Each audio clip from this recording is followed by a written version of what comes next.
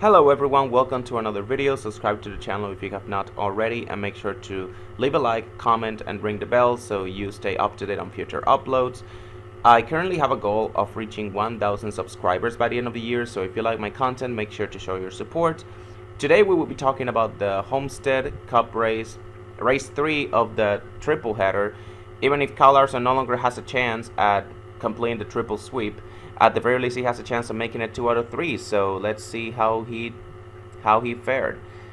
So from the start of the race, qualifying was a bit surprising, with a couple guys that you wouldn't expect to all qualify this well on any given race, but have had a history of running well at this track in either trucks or Xfinity series. You had those guys starting up front. I mean, Noah Gragson was 3rd, Chase Briscoe was 4th, John Hunter Nemechek was 7th, Austin Cindric in 8th, Allmendinger 9th, although to be fair, Allmendinger always runs well at Homestead with this Gen 7 car. The guy's literally a guaranteed top 10 every time we go here, and today was no exception. He scored some stage points and finished 7th just by dealing with some engine issues throughout the race. Josh Berry, aka the biggest surprise this early season, he continued his impressive stretch as well. He qualified 2nd. And Alex Bowman got the pole on a track that you don't usually see him run that well. So a lot of unfamiliar faces up front. On the flip side, most of the heavy hitters qualified a bit further back. I mentioned Kyle Larson and his triple header storyline. Again, he's no longer able to complete the sweep because of the Xfinity race, but he qualified 14th. Christopher Bell qualified 16th. Reddick 20th. Hamlin 23rd. Ross Chastain 25th. The only guys who I had as favorites for this race and qualified well were William Byron 5th and Ryan Blaney 6th. Everybody else that I consider a favorite, you know, the Larsons, the Reddicks, the Hamlins, they qualified outside the top 10. So I was gearing up for the start of this race to be pretty interesting. But as I watched the opening laps, I noticed most of the heavy hitters were not making any ground. Larson, Reddick, Hamlin, those guys were running outside the top 15 up until the green flag pit cycle that shook up the field took place. And this allowed Blaney, Bowman, and Byron to emerge as the early front runners, with Blaney going on to lead the most laps in the race as well as winning stage 1. And with that, Team Penske drivers are now 1, 2, 3 in laps led so far this season, which is crazy considering the lack of top 5s and top 10s they have to show for it. And unfortunately, this race just added to the trends. Blaney led the most laps, but with 60 laps to go, he blew an engine while battling for the lead, and that's 3 straight DNFs now for him in the season, and also his 2nd engine failure in the last 3 weeks, because he blew an engine late in the Phoenix race too. Joey Logano got the short end of some contact on pit road that happened during the stage break that sent him and Josh Berry spinning around. Logano had some big right side damage that the team had to repair. Spent some time a lap down, I believe, due to set repairs, but he eventually got back on the lead lap and salvaged a 14th place finish. And Austin Cindric, who I mentioned he qualified well, he was also on pace for a top 10 finish until he got a speeding penalty on his final stop, which took away all of his track position, leaving him with a 19th place finish. And Austin Cindric, he's a driver I really want to highlight, because if it wasn't for that penalty he got at Coda for the Ty Dillon incident, he would be well above the playoff bubble right now. I believe he will be the highest ranked Ford in the points too. But yeah, Cindric has shown top 10 speed more often than not, and he has led a ton of laps in the process. Definitely the best start to a season he's had in his Cup Series career since his rookie year. But back to the race. As the green flag pit cycle went on, some guys decided to run long and split the cycle in exactly half.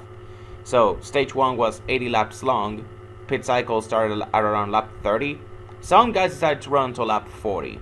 Larson and Hamlin were among those guys who split the stage in half compared to the rest of the field in an effort to gain track position in the long run.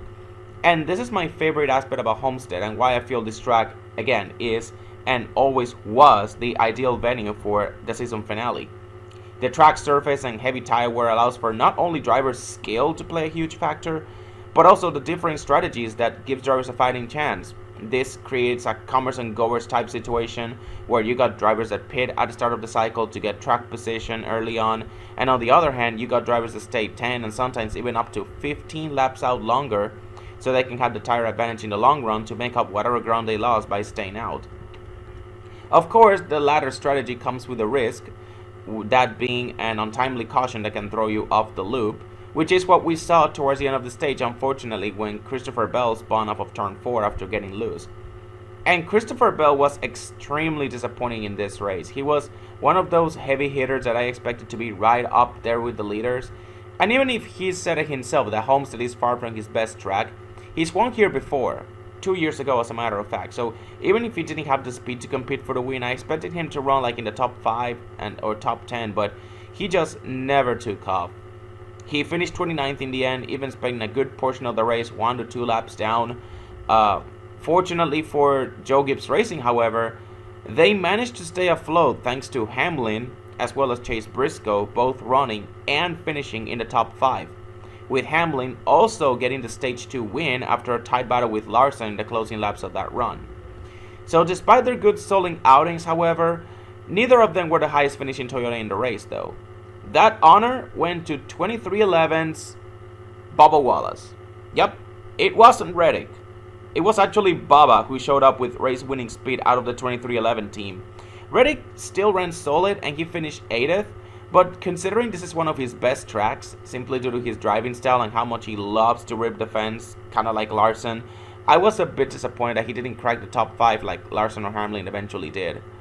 And because of this, I'm just gonna go ahead and give Bubba Wallace driver of the day, especially since he finally managed to take that speed and translate it into a great result.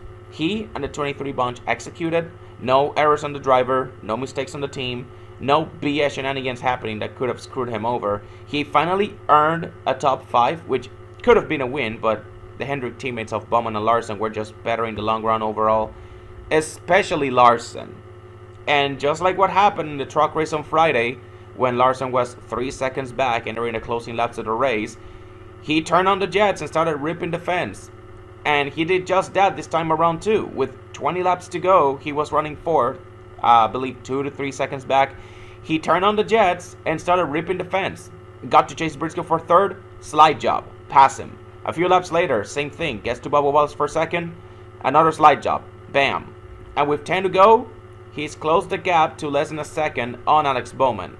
Now, of course, the 48 responds by also ripping the fence to try and hold off the 5, but with 7 to go, Bowman got a little too close to the wall in turn 4, and he scraped that a good bit, which allowed Larson to zoom right past him on the front stretch and nab the win away. And for Larson, this has got a sting, because he won the Cup race and won the truck race on Friday. If that late caution didn't come out in the Xfinity race on Saturday, he would have won that one and completed a triple sweep. And I know he already announced he's attempting the triple again at Bristol a couple weeks later, but considering how much shit has to go right for him to even be in position to win all 3 races, I feel like Homestead was his best chance. Like, you guys don't know how hard it is to get a triple sweep. Just look up Kyle Busch and the many wins throughout his career and notice how many times the triple sweep escaped him. There's a thread on Twitter, if you know where to look, but you'll find a Twitter thread listing all the times Kyle Busch fell just short of the triple sweep. Weekends where he won the truck race and the Xfinity race, but he could not get it done in Cup, or weekends where he won Xfinity and Cup, but could not get it done in the truck race. And you guys know me, I'm a Kyle Busch fan. I know just how special it is for my guy to get a triple sweep, because he's the only one who's ever done it, as a matter of fact. And he's done it twice. So, I was rooting for Larson to get it done this weekend, because I just know some BS will happen at Bristol. I also have a feeling he would never come this close to achieving the triple sweep again in his career, especially with the current restrictions put in place for Cup drivers running in trucks and Xfinity. But as for the race itself, it was your typical Homestead race, except this one started a bit slower due to the main players not being able to make any ground up until during the first round of green flag pit stops that shook up the strategy quite a bit. But regardless, Homestead is still a great track. It's the best intermediate track in the sport, in my opinion. It's either that one or Darlington. And the finish of this race was a perfect example of why. You had Larson running down and wearing out his teammate in the closing laps, forcing him into a mistake that allowed him to take the win and finally get the better of Alex Bowman head-to-head. Because, believe it or not, before this race, Alex Bowman had always gotten the better of Kyle Larson every time they battled for the win. There was Chicagoland in 2019, which was Bowman's first career win. He had to battle Larson for that. then Dover in 2021, then Pocono later that same year when Larson blew a tire on the last lap and Bowman soon passed to steal that win away. And then Las Vegas in 2022 where they had to battle on a late race restart and Bowman once again got the better of Larson. This time though, Larson finally came through.